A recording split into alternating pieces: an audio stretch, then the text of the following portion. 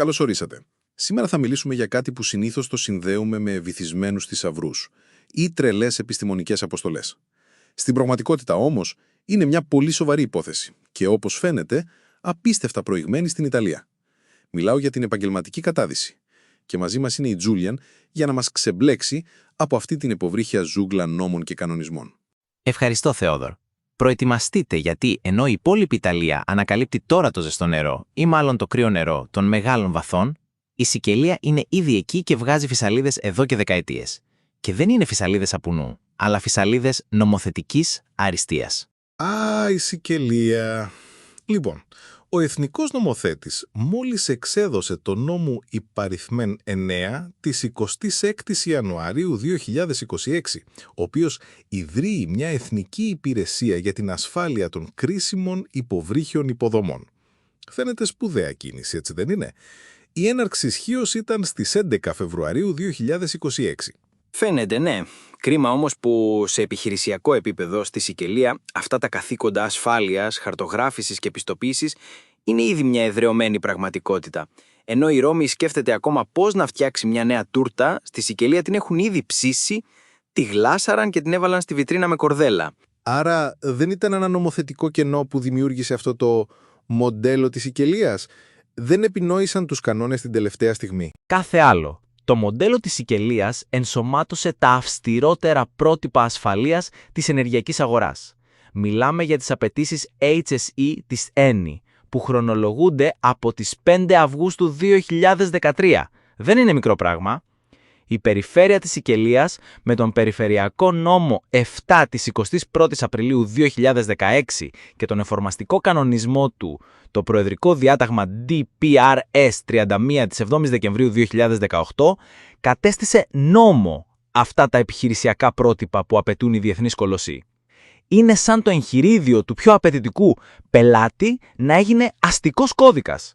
Άρα ένας δίτης που εκπαιδεύεται στη Σικελία είναι ήδη συμμορφωμένος με τις απαιτήσεις των μεγαλύτερων εργοδοτών παγκοσμίως. Δεν χρειάζεται να κάνει επιπλέον μαθήματα για να δουλέψει με την ENI ή παρόμοιες εταιρείες. Ακριβώς. Είναι σαν να έχεις ένα διαβατήριο VIP για τον κόσμο της υποβρύχιας εργασίας. Η υποχρέωση για αυστηρό εξεπλισμό, από τον επιφανειακό σταθμό για το πρώτο επίπεδο, μέχρι το ανοιχτό καμπάνα, μπάσκετ για το offshore και την κλειστή καμπάνα για το μεγάλο βάθος, PVHO, δεν είναι διδακτικές ιδιοτροπίες. Είναι η νομοθετική μεταφορά των πρωτοκόλων ασφαλείας που η ENI επέβαλε ήδη από το 2013. Ένας Σικελός δίτης είναι ουσιαστικά ήδη ευλογημένος από τη βιομηχανία πριν καν πατήσει το πόδι του στο εργοτάξιο. Εντυπωσιακό.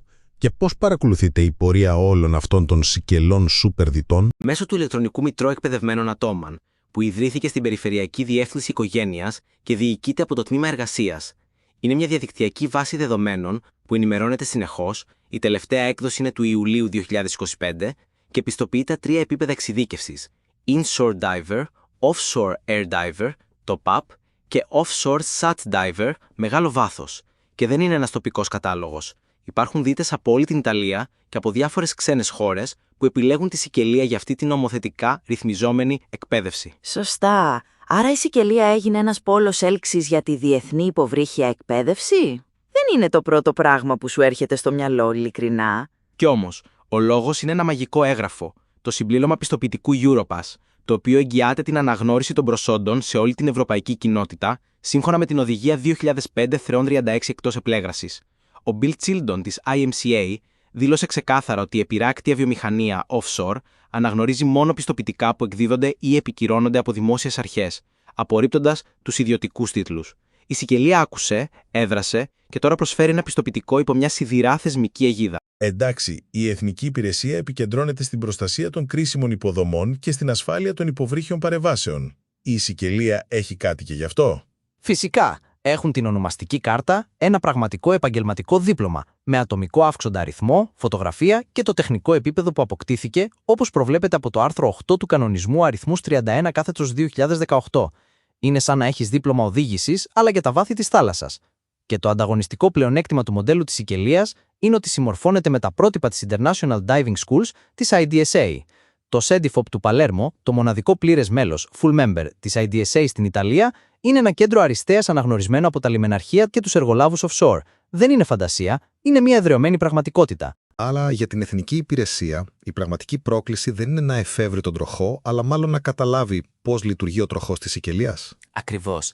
Δεν θα χρειαστεί να εφεύρουν νέους κανόνες, αλλά να εναρμονίσουν το έργο τους με αυτή την ήδη υπάρχουσα περιφερειακή αριστεία. Το μοντέλο της Σικελίας αποδεικνύει ότι όταν μια διεύθυνση που μεριμνά για την κινητικότητα και ένας εκπαιδευτικός φορέας αριστείας συνεργάζονται, δημιουργούν ένα σύστημα τεχνικά αδιάβλητο. Η Σικελία δεν είναι πλέον η περιφέρεια του Πλάδο Θέοντορ, είναι το νευραλγικό του κέντρο. Είναι ένα εργαστήριο όπου η υποβρύχια ασφάλεια είναι νόμος και η επαγγελματική κατάρτιση είναι μια παγκόσμια εγγύηση. Για την ναυτιλιακές επιχειρήσεις και τους εργολάβους ενέργειας, το Μητρό της Σικελίας είναι το μόνο σίγουρο εργαλείο για την επαλήθευση της επάρκειας των επαγγελματιών της θάλασσας. Ουσιαστικά, το κράτος θα πρέπει να μάθει από την περιφέρεια. Και αυτό είναι ένα ωραίο αστείο. Απολύτως ένα ωραίο αστείο. Αυτό το επεισόδιο σας πρόσφερε μια βαθιά βουτιά στον κόσμο της Ιταλικής επαγγελματικής κατάδυσης.